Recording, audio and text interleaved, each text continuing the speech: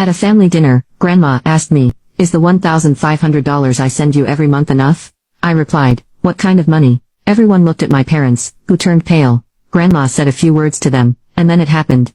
Update 1. My name is Amanda. I'm 19 years old, and I've always been in my brother's shadow. Henry is 2 years older than me, and in my parents' eyes, he could do no wrong.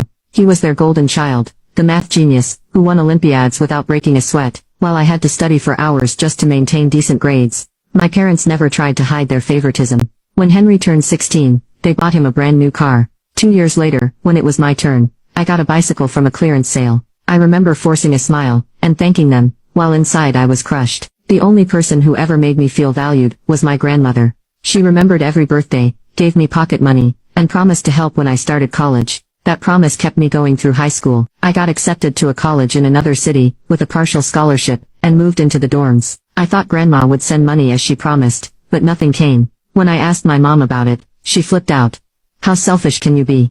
She screamed at me over the phone. "Grandma's having money problems right now. You should be ashamed of yourself for asking. Get a job instead of begging." So I did. I started working at a cafe near campus, which helped with food since they sometimes gave me free meals, and let employees buy yesterday's unsold items at a discount. But it wasn't enough to cover all my expenses. So I picked up a second job writing content for websites. Between 2 jobs and my classes, I barely had time to sleep. Even with both jobs, I was struggling. There were times when the cafe closed for holidays or maintenance, and I'd go hungry. Once they shut down for a week for sanitation, and I nearly passed out from hunger. My roommate Sarah saved me by sharing her food and money. When my laptop broke down, I cried all day. I needed it for my writing job and schoolwork, but I had no money for repairs. Again, Sarah came through, borrowing $500 from her parents to help me. I kept track of every cent in a notebook, determined to pay her back someday. My brother, meanwhile, was supposedly thriving at college, according to my parents. They said he was so busy with his studies and exams, that he couldn't even make it to family gatherings. I rarely spoke to him directly, just occasional texts, where he seemed distracted and vague about his life. That's how things were, until last weekend, when I took a bus to my hometown for Grandma's birthday. I was excited to see her, even though my wallet was painfully thin after buying her a small gift, a framed photo of us from my high school graduation. When I arrived at Grandma's house, the party was already in full swing. My parents were there, along with aunts, uncles and cousins. The only person missing was Henry. "Where's Henry?" I asked, giving my mom a quick hug. "Oh, he's swamped with exam prep," Dad answered quickly. "He sends his love." Grandma's dining table was loaded with food, more food than I had seen in months. My stomach growled as I took my seat, trying not to look too eager as I filled my plate. We started with toasts, everyone taking turns, praising Grandma's wisdom and generosity. Then the conversation broke into smaller groups as we ate. I was quietly enjoying my meal, when my cousin Tyler looked at me across the table. "Damn, Amanda, why are you so skinny? You've lost a ton of weight," he said loud enough for everyone to hear. Before I could answer, my mother jumped in. "Oh, you know these college girls, and their trendy diets. She's probably doing that intermittent fasting thing."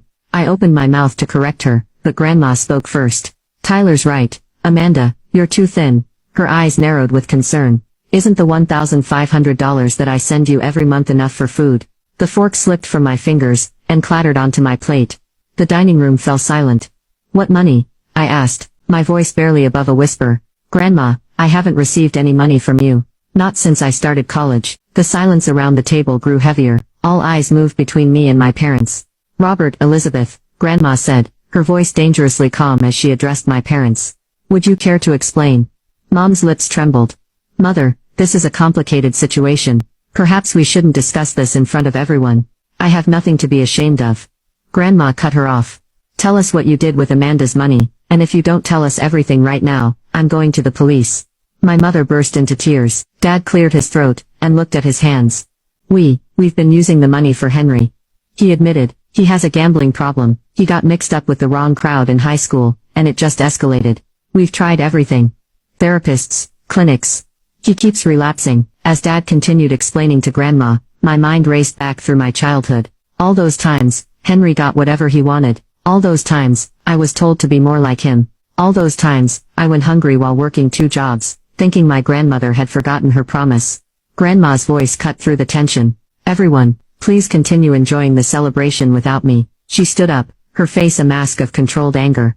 "Robert, Elizabeth, my office now." My parents followed her without a word, shoulders slumped like scolded children. I sat frozen in my chair, barely aware of the awkward small talk resuming around me. My cousin Tyler patted my shoulder and whispered, "You okay?" But I couldn't even nod. I excused myself and tiptoed to the hallway. Grandma's office door was closed, and I pressed my ear against it, straining to hear. The voices were too quiet, which was somehow worse than shouting. I could only catch fragments. Years of lying, Grandma's voice. Tried to help him, Dad's desperate tone. No excuse, Grandma again. I returned to my seat, pushing food around my plate, while my mind raced. Now you can watch the second part by pressing share and more.